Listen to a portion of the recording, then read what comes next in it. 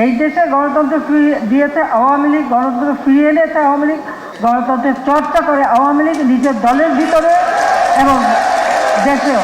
তারা আবার গণতন্ত্রের ভাষা বোঝে, গণতন্ত্রের অর্থ বোঝে, গণতন্ত্রের বানান করতে পারে, সেটাই আমার প্রশ্ন।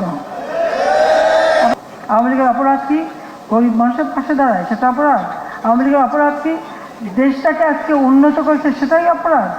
সেটা তারা বলুক যে কী অপরাধটা করেছে। আমরা গণতন্ত্র ফিরে এনেছি, তারা গণতন্ত্রের কথা বলে। আরে একটা মিলিটারি ডিক্টেটর নিজেকে রাষ্ট্রপতি হিসেবে ঘোষণা দিয়ে যে জাতির পিতা বঙ্গবন্ধু শেখ মুজিবের হত্যার সঙ্গে জড়িত, খুনি রশিদ, খুনি ফারুক, জালিম, যাদের মৃত্যুদণ্ড হয়েছে, যাদের কয়েকটা সাজা কার্যকর হয়েছে, তাদেরকে মদত দিয়েছে, তাদের সাথে হাত মিলিয়েছে, জাতির পিতাকে হত্যা করার পর নিজেকে নিজে রাষ্ট্রপতি ঘোষণা করেছে।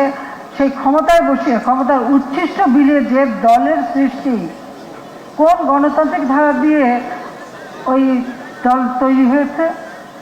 যেটা কোনো গণতন্ত্রের মধ্যে দিয়ে হয়নি, অবৈধভাবে ক্ষমতার দখলকারী হাত দিয়ে হয়েছে। তারা আবার গণতন্ত্রের ভাষা বোঝে, গণতন্ত্রের অর্থ বোঝে, গণতন্ত্রের বানান করতে পারে, সেটাই আমার প্রশ্ন। আপনারা জিজ্ঞেস করেন না যে গণতন্ত্র বানান করতে পারে কিনা, সেটাও তারা বুঝবে না। তারা তোতা পাখির মতো বলেই যাচ্ছে তারা গণতন্ত্রের জন্য লড়াই করে। এই দেশে গণতন্ত্র ফিরিয়ে দিয়েছে আওয়ামী লীগ, গণতন্ত্র ফিরিয়ে এনেছে আওয়ামী লীগ, গণতন্ত্রের চর্চা করে আওয়ামী লীগ নিজের দলের ভিতরে এবং দেশেও। আজকে মানুষের গণতান্ত্রিক অধিকার আছে বলেই তো কথা বলতে পারি। এই যে এতগুলি টেলিভিশন কে দিয়েছে? আওয়ামী লীগ সরকার। কই গণতন্ত্রের কথা দেওয়ার পর তারা তো দেয় নাই। একটাই টেলিভিশন ছিল, একটাই রেডিও ছিল, নিজেদের ইচ্ছা মতো ব্যবহার করতো, নাম কয়েকটা কয়েকটা পত্রিকা ছিল।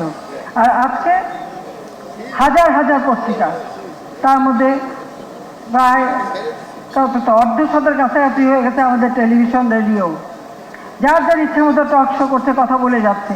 সব কথা বলে যদি বলে কথা বলতে পারি না, তাহলে কোথায় যাব আমরা?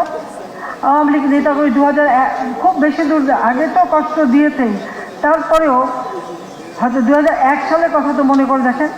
অক্টোবরে 1 অক্টোবর নির্বাচনের দিন থেকে আওয়ামী লীগের উপর যে অত্যাচার, যেভাবে নির্যাতন, সে কথা মানুষ ভুলবে কী করে? জিয়াউর রহমান থেকে শুরু করে এ পর্যন্ত নির্যাতনের শিকার। তার আগে ছিল আইয়ুব খানের আমল থেকে নির্যাতন, এমনকি লিয়াকত আলী খানের সময়ও কেউ রেহাই পায়নি। সে 48 সাল থেকে আওয়ামী লীগ জন্ম হচ্ছে 49 সালে, তারপর থেকে তো আওয়ামী লীগের উপরে বারবার নির্যাতন। কিন্তু আজকে এদেশের মানুষ যদি কিছু পেয়ে থাকে, আওয়ামী লীগের হাত থেকেই পেয়েছে। স্বাধীনতা পেয়েছে, গণতন্ত্র পেয়েছে, গণতান্ত্রিক অধিকার পেয়েছে। আজকের বাংলাদেশ বদলে যাওয়া বাংলাদেশ।